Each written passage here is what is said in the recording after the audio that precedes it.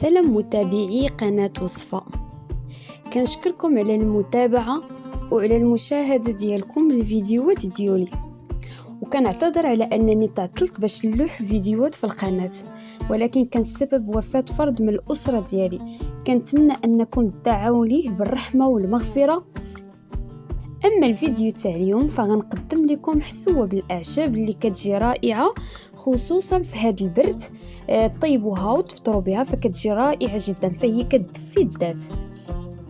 بالنسبة للمقادير، عندنا الحلبة والسانوج وحب الرشاد والنافع والثومة والبصلة، وعندنا الزعتر والملحة والزيت المائدة وزيت العود. وبالنسبة للبلبولة عندنا البلبولة الغليظة.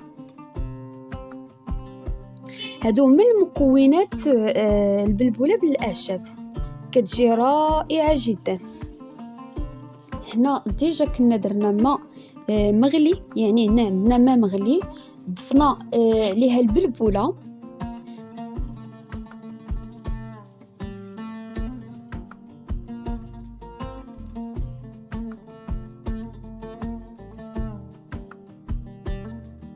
وبصلة صغيرة محكوكة وثومة محكوكة والأعشاب كما ذكرتهم قبيلات. ضفنا الأعشاب كلهم وغنحاولوا أننا نحركوا هاد المكونات مزيان.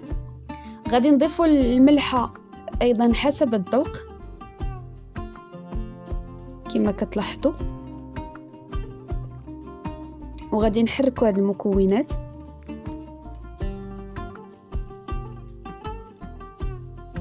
غنضيفوا زيت المائدة القليل فقط. هنا كما كتلاحظوا الحسوة ديالنا بالاعشاب راها كطيب، راه كتجي رائعه جدا. بالنسبه للرائحه ديالها فهي رائعه جدا، كتعطي واحد النسمه واعره في الحريره. كنتمنى انكم تجربوها.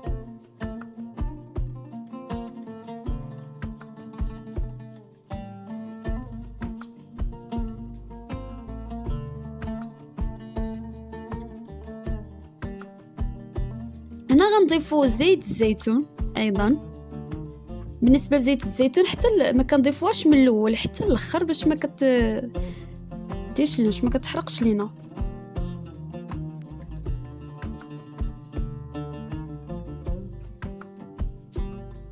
وغنضيفوا الزعتر باش يطلق لينا ديك النسمه ديالو في الحسوه بالاعشاب. بالنسبه لهاد الحسوه ديال الاعشاب فهي راه كتنفع حتى النفيسه،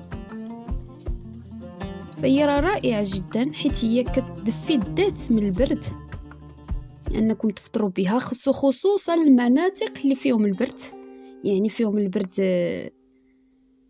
بزاف، فراه حسوه صراحه رائعه جدا. هنا غنضيفوا الحليب. بالنسبه للحليب فهو حسب الذوق، يعني اللي ما كيبغيش الحليب ما يضيفوش، يكتفي فقط بالمكونات اللي ديجا درنا، ما يضيفش الحليب. ولكن الحليب كيعطي عاوتاني لوغو رائع جدا. وهنايا الحسوه ديالنا وجدات، كنتمنى انها تنال الاعجاب ديالكم وبالصحه والراحه.